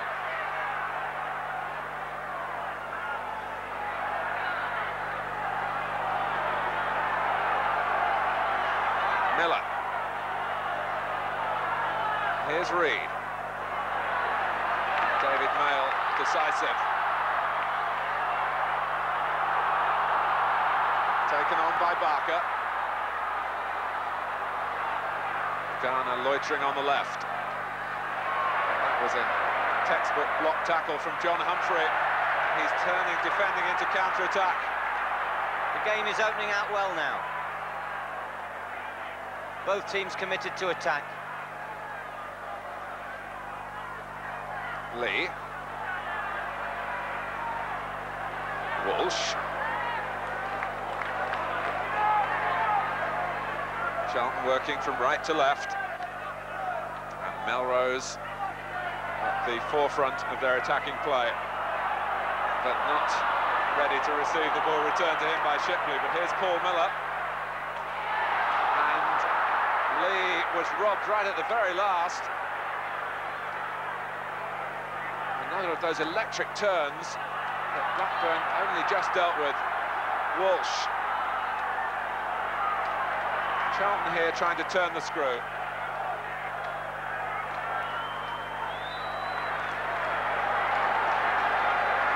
Andy Peake, who had a promising beginning in league football with Leicester, contemporary of Gary Lineker, moved on to Grimsby, delighted to be back in the First Division again. Humphrey. Sellers can't get it very far. Blackburn just looking a little weary at the moment.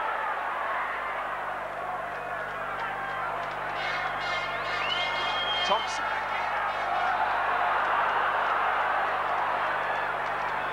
Miller realising that that was the safest, the most sensible thing to do. Time for substitutions maybe, Martin. Blackburn on the rocks a little bit.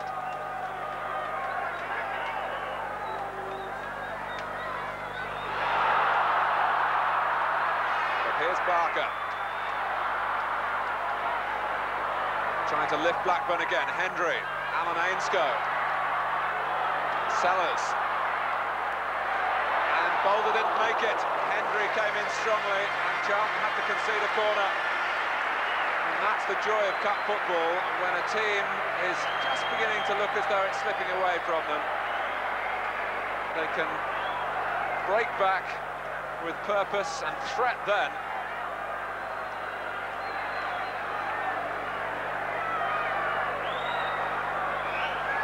Sellers looking to whip it in towards the near post again, I would think, where Keeley and Mayle and Miller are waiting.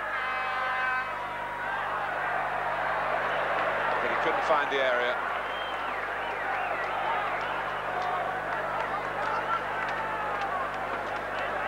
And there is going to be a substitution, David. They're going to bring on Mark Patterson for Scott Sellers.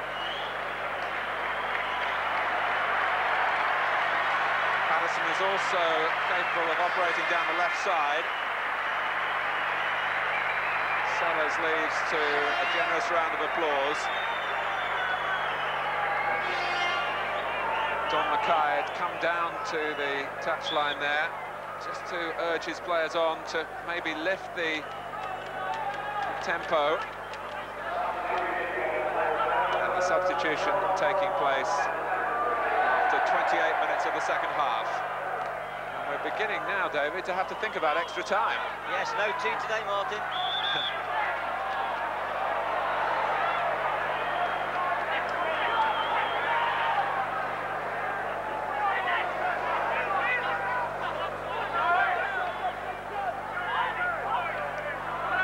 Two teams who haven't found goal scoring easy in their league matches this season. Charlton 30 goals in 33 First Division games. Blackburn 32 in 33 Second Division games. So maybe that scoreline shouldn't surprise us.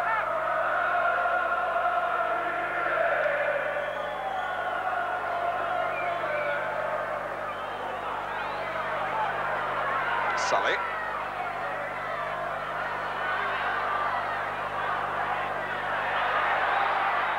Garner.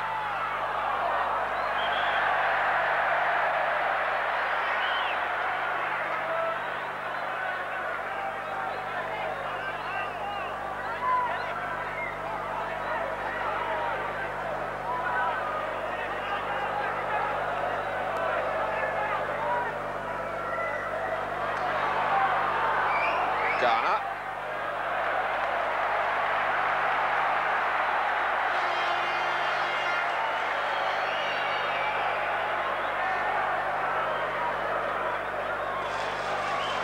Corner for Blackburn. Garner making his way into the middle, having won it. Boulder with the fist. Over the shoulder from Milne. And if Blackburn can get it forward, Thompson is playing everyone onside, but he's recovered his senses now after being on the receiving end, I think, of Boulder's charge off his line. Barker.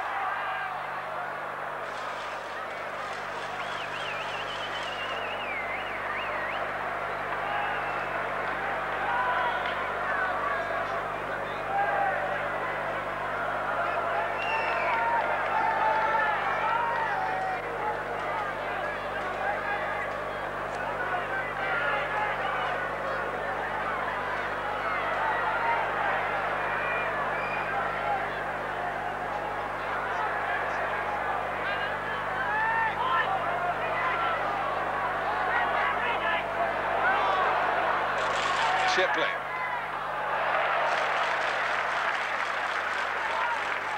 Blackburn Rovers do have one famous supporter. They probably have several, but one in particular. The Prime Minister is a vice president of the club and has sent the chairman, William Fox, a good luck message from number 10.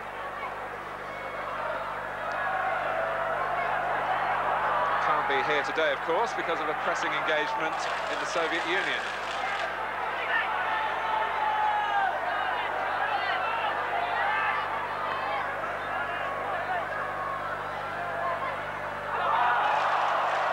Blackburn's throw off Walsh. Well, Alan Ainscough, the oldest player on the pitch at 33. His experience of the game and his know-how in terms of guiding a team through the last stages might be important.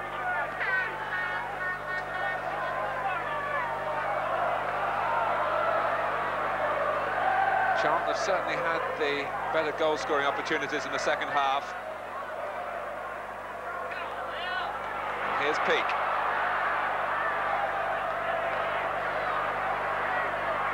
Humphrey. Again, we have the linesman making the mind up for the referee. But I don't think there was any doubt that there was a spot of obstruction there as Humphrey was trying to make his progress down the touchline. It's another free kick which might test out Blackburn. They played it short to Walsh. And Melrose, unattended.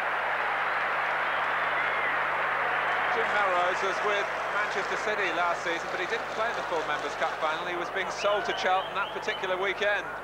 So this is his final. Yeah, and I thought that was a particular position to creep into that could have won them the game. I mean, he's got there all alone free. But it was a good catch by O'Keefe, but maybe anything downwards would have been better advised. Melrose in the wars at the moment.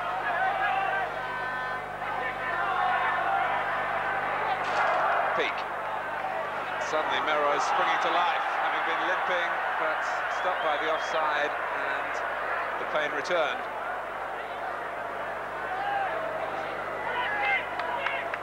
He's an unusual player, David, Jim Melrose. He seems to go and do well over short periods for a club and then move on. I think also, if you look at his goal scoring, certainly when he first came down from Partick Thistle to Leicester City, I believe, he got the goals in patches. He was quite a hat-trick man, but not maybe a regular goal scorer. Probably if he would have been a regular goal scorer, he would have stayed at one club longer. 5 hat-tricks, in fact, in his senior career, one of them this season against Everton in the First Division. Yeah, well, that's a great credit, a hat-trick against Everton. But Melrose is just limping at the moment. And here he is, beaten to it by Price. Walsh.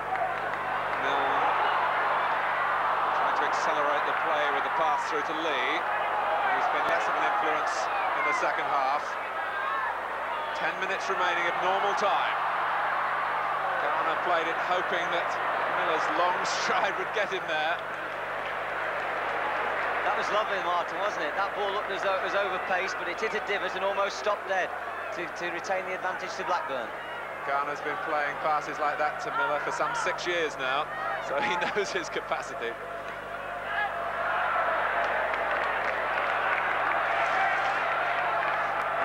Ian Miller at Doncaster Rovers when he was in an interesting attack with Peter Kitchen, who had his moments with Orient, scored a lot of goals in an FA Cup run to the semi-final, and Brendan O'Callaghan, who went on to be an international with the Republic of Ireland. Miller's the only one still going of those 3. That was an excellent front 3, and I think what happened was Miller did so well that he attracted the attention, and they did a swap with Forrest with Curran. Miller crossing again. Boulder's problem there was not any Blackburn player arriving, but the bulk of Thompson.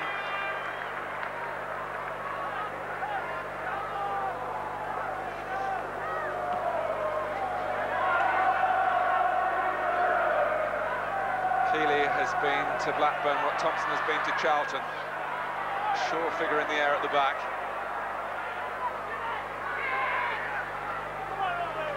Played off by Melrose.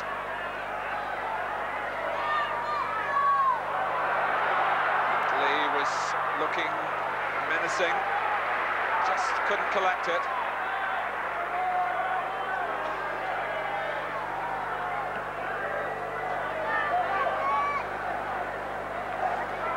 Paul Miller up above Hendry. There are some tired legs out there now, and they face the prospect of an extra 15 minutes each way, and then maybe the drama of the penalty shootout.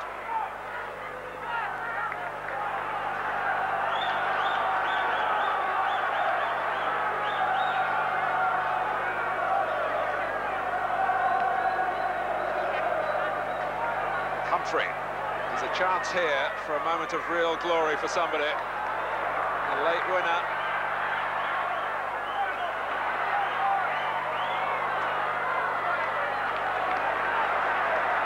Away to safety by Chris Sully. Humphrey across to take the throw. Here's Peak. No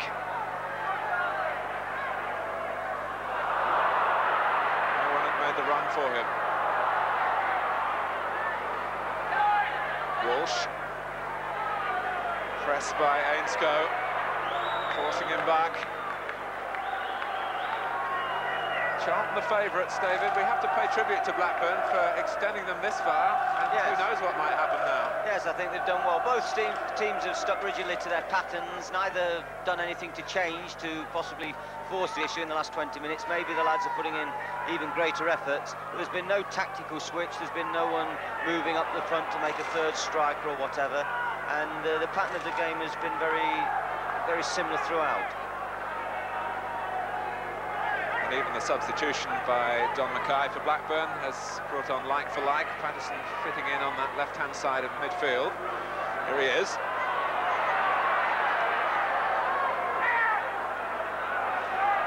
Mill. Lee caught from behind. Robert Lee with that ankle problem that made him a doubt earlier in the week. And that can't have done it any good.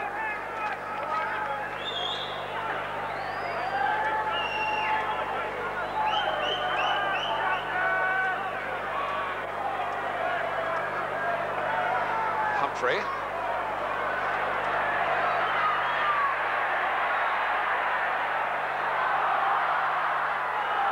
Well, Milne didn't make contact with the ball in his attempt to halt Patterson.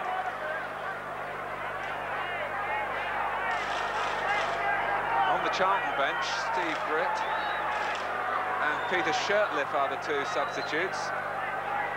Neither of them are forwards, David, so Lenny Lawrence, not with perhaps the range of mobility in his team selection with that to change things. Yeah, that's an interesting selection, because when you have the opportunity of two substitutes, one normally feels that a goal scorer is an essential, someone who can maybe produce a goal. Miller trying to produce a goal here for Blackburn, and he's away from a rather tired-looking Reed. Boulder's committed. Hendry!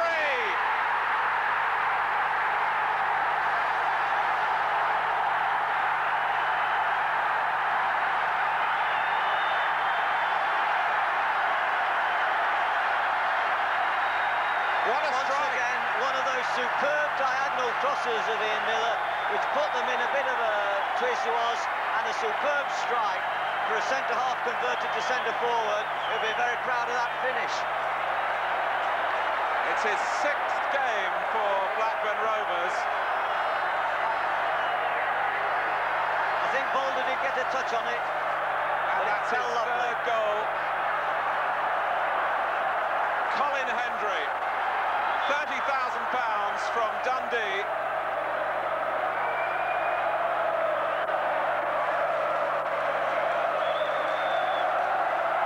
Inspired signing by Don Mackay, and how the Blackburn Rovers fans have taken to him, not just today, they'll adore him after that if Blackburn can hang on now.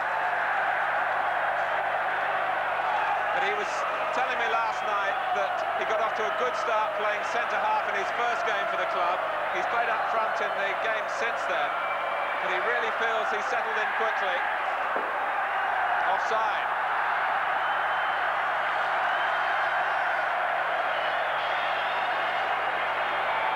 He's 21 years old, is Hendry. A mere squad player for Dundee in the Scottish Premier League this season. But he's a Wembley hero here. It was an electrifying goal, David. Really worthy of any great Wembley occasion. Yeah, once Miller had burst past Reed, I think there was some hesitation. And I felt Miller, personally, was going to cut in and try and confront Miller and make it more of an exact chance. But he decided to put the ball in early, which is a good grounding for a winger. And the outcome was that splendid goal. Blackburn now have time on their side.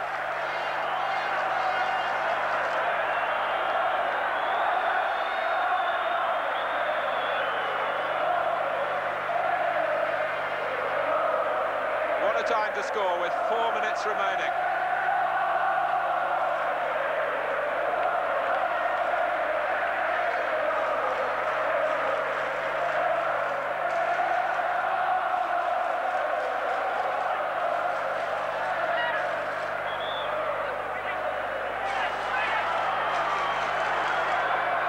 It's bedlam behind the goal to the left. And all they want to hear now is the final whistle. And Garner is away. There may be more delight for Blackburn yet. Hendry inside him, and Garner was, as he was entitled to do, going for goal himself. Thompson across. There was a possible offside from the difficult position up here. The linesman then hesitated, decided to keep his flag down, Martin.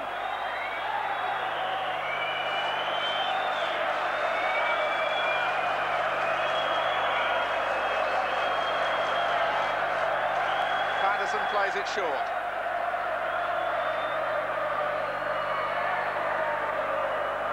It's too deep for Garner. Blackburn Rovers, 14th in the second division. You have to go back to 1928 to find their last Wembley win in the FA Cup. They beat Huddersfield Town 3-1. The team which can't score a goal in the first half at the moment, but is keeping a very successful run going with goals in the second half. They've done it in the league and improved their position. And they've done it here at Wembley and are now seconds away from winning the full Members' Cup.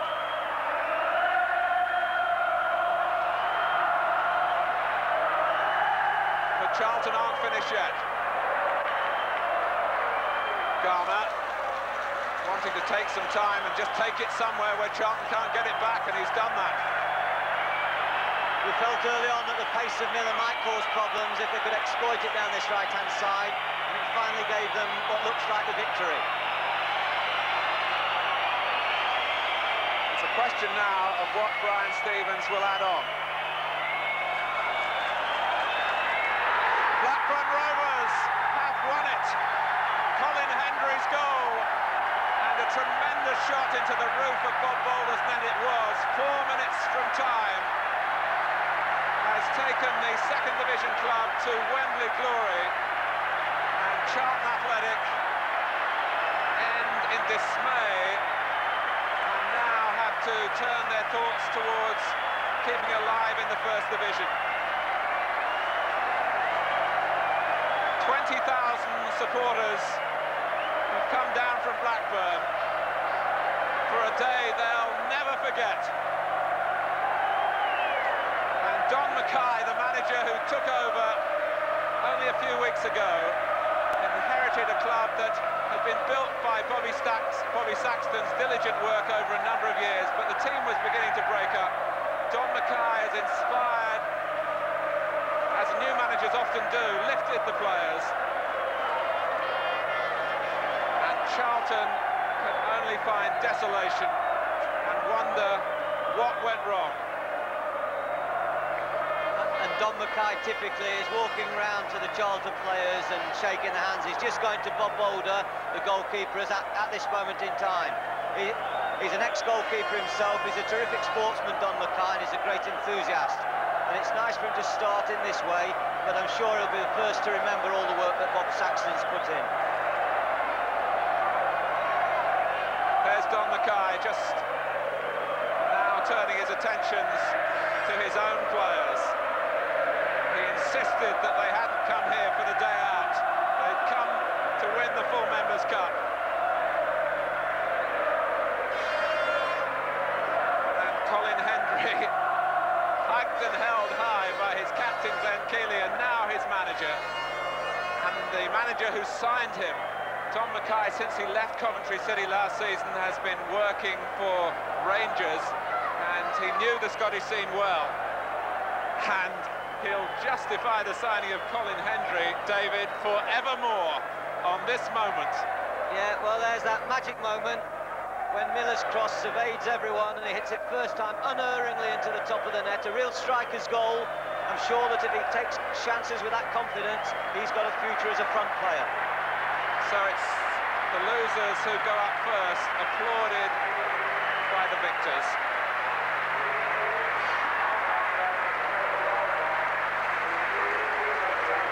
Steve Thompson,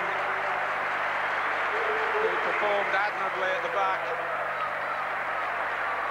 But Charlton's lack of goal power in the end let them down here, as it has done in the First Division this season.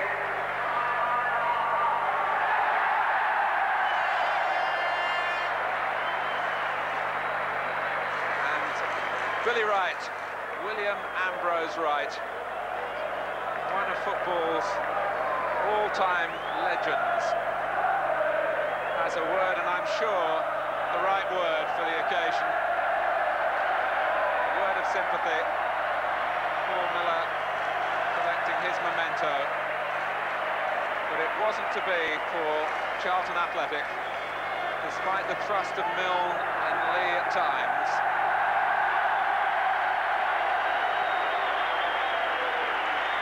Glenn Keeley would be advised now to take this very slowly and gently.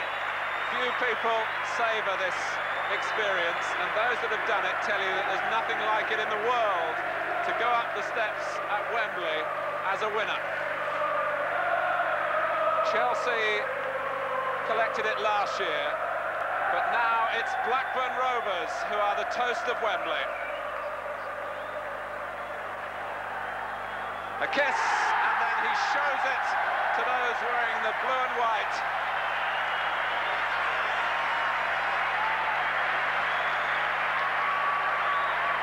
And how often they stumble at the end too. Tired legs, but warm hearts. And they all want to feel it. The trophy being passed along with the blue and white ribbons. I'm sure Margaret Thatcher in the Soviet Union, when she hears the result as a vice president of the club, will share in this delight. David Pleat, they were never really overawed by the occasion as the underdogs. No pressure, of course, on them. No, I think they started the game better. Charlton showed more nerves at the beginning of the game. And in the second half, when Charlton came at them in more numbers and began to play more fluid football, I thought that they resisted very well defensively and broke out with longer balls. Well, I think Barker was very instrumental in midfield. I thought he worked very hard. He compensated for Ainsco's ageing legs. And all in all, Blackburn really are the heroes. They're from the division below Charlton Athletic, and they've come here and they've conquered it. And Don Mackay ending the procession down the steps with a trophy in his hand. Jim Brannigan, one of the substitutes who's been at Blackburn a long time and deserves to be a part of the victory. And now they pose for photographs that I'm sure they'll have framed and keep as souvenirs for as long as they live. Blackburn Rovers, the pride of the North, and today they perform proudly at Wembley, and goodness knows what it will do to reawaken football in the area. It's been a traumatic season for Blackburn. They won their opening 3 league games this season, then 1 win in the next 17. That cost Bobby Saxton his job. But they've turned the corner at the right time, and the Full Members' Cup has boosted their confidence for their league performances.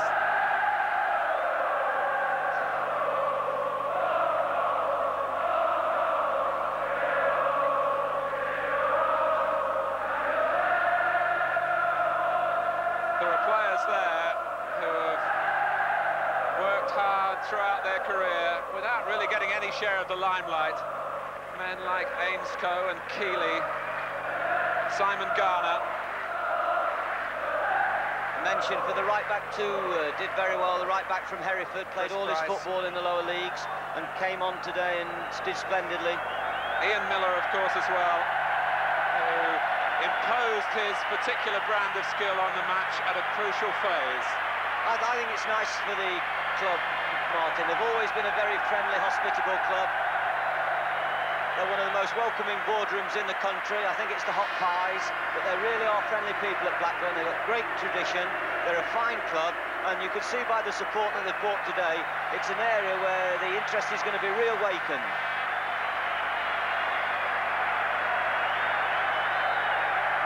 Well, they won the battle early in the afternoon in terms of the supporters, in terms of the noise and the volume of support, indeed the number of people here.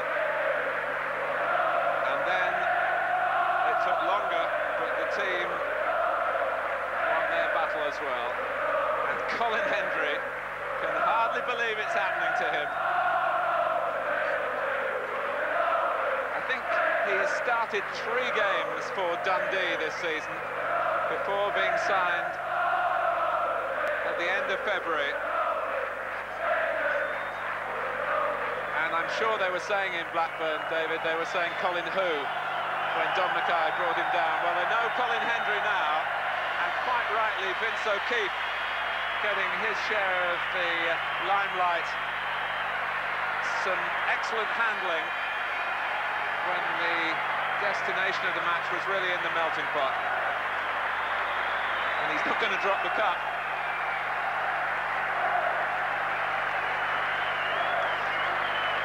As they celebrate, David, I must say to you, has it crossed your mind this afternoon, you're 1 match away from coming here and 2 matches away from the delirium that we're seeing now?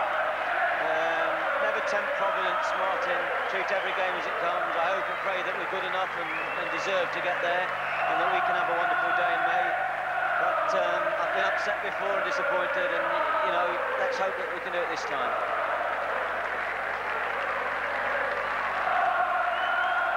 Well, Colin Hendry hasn't seen it again yet, but we can show it to you once more from this splendid angle. You do get a perfect view of Boulder having to commit himself from the wicket cross from Ian Miller. And what a difficult ball to hit, David. Yeah, it came to him. He struck it early, but he struck it beautiful and true. It would have been in a World Cup. You know, you'd have given him great credit, and you must give him great credit today.